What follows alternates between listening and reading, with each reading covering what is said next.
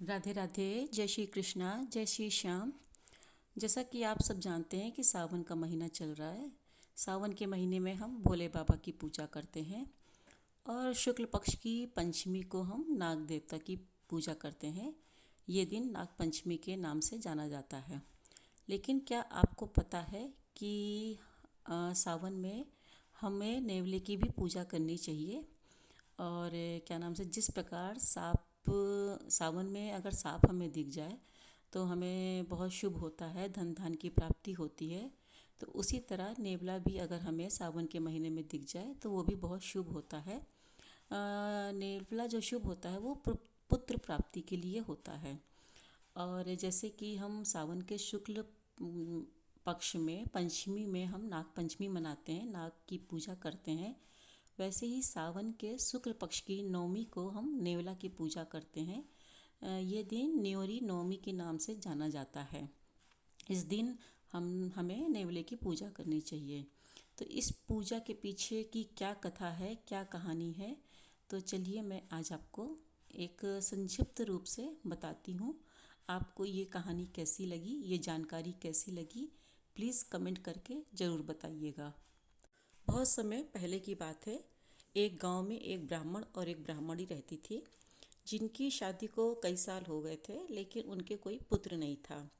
एक बार क्या होता है कि ब्राह्मणी के घर के पास ब्राह्मणी को एक नेवला दिखता है जो कि बहुत घायल अवस्था में रहता है। तो ब्राह्मणी उसको अपने घर ले आती है, उसकी सेवा करती है और फिर तभी से वो उस नेवले को अपने पुत्र के समान पालने लगती है, उसका पालन पोषण करने लगती है।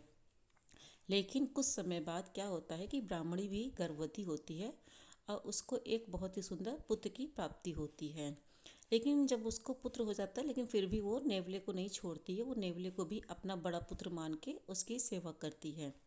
एक बार क्या होता है कि ब्राह्मणी अपने पुत्र की तेल मालिश करके उसको सुलाकर, मतलब तेल मालिश करके उसको पालने में सुला देती है और पानी भरने के लिए नदी के पास जाती है।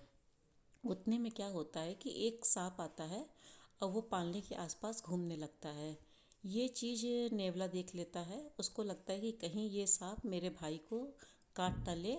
तो वो जल्दी से जाता है और सांप के साथ बहुत देर तक लड़ाई करता है और जिससे कि सांप की मृत्यु हो जाती है।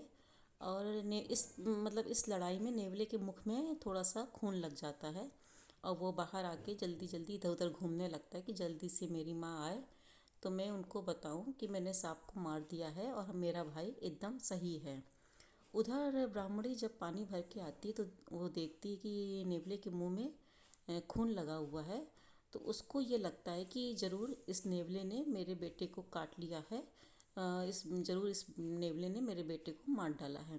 उसको बहुत तेज़ गुस्सा आता है और वो जो पानी से भरा घड़ा होता है वो नेवले के ऊपर पटक देती है, जिससे कि नेवले की तुरंत मृत्यु हो जाती है। और फिर वो दौड़ी दौड़ी कमरे में जाती है। लेकिन वो क्या देखती है कि पालने में तो बेटा उसका बहुत ही अच्छे से खेल कूद रहा है, हंस रहा है और बगल में सांप के कुछ टुकड़े पड़े हुए हैं। तो जिससे वो समझ जाती है कि नेवले ने सांप को मार डाला है और मेरा पुत्र तभी सही सलामत है। तो उसको बहुत दुख होता है, वो बहुत रोती है। तो कहते हैं ना, एक कहावत है ना कि बिना विचारे जो करे सो पाछे पछताए, काम बिगाड़ो आपनो पल में होए जग में होत हँसाए।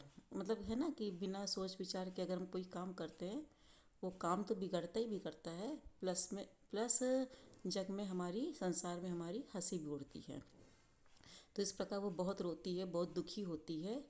तो जब रात होती है तो उस ब्राह्मणी के सपने में वो नेवला आता है और कहता है, मैया आपने गलती तो कर ही दी है, आपसे गलती तो हो ही गई है, लेकिन कोई बात नहीं, आप दुखी मत हो, आप रो मत। आज के दिन मुझे दीवार पे मेरा चित्र बनाकर मेरी पूजा करना, तो मैं तर जाऊंगा और जो आपसे गलती हुई है उससे भी आपका उद्धार हो जाएगा। तो तभी से ये प्रथा चली आ रही है कि सावन की शुक्ल पक्ष की नवमी को हम नेवला का चित्र बनाकर दीवार पे उसकी पूजा करते हैं, जिससे कि हमारा जो पुत्र होता है, जिनको पुत्र होते हैं उनके पुत्र का स्वास्थ्य हमेशा अच्छा रहता है, धन धान में वृद्धि होती है और जिनके पुत्र नहीं होता है उनको पुत्र की प्राप्ति होती है। तो कैसी लगी आपको ये कहानी, ये जानकारी? तो प्लीज़ कमेंट करके बताइएगा। इसीलिए शुक्ल पक्ष की नवमी को न्योरी नवमी के नाम से जाना जाता है। राधे राधे। ओम नमः शिवाय। हर हर महादेव।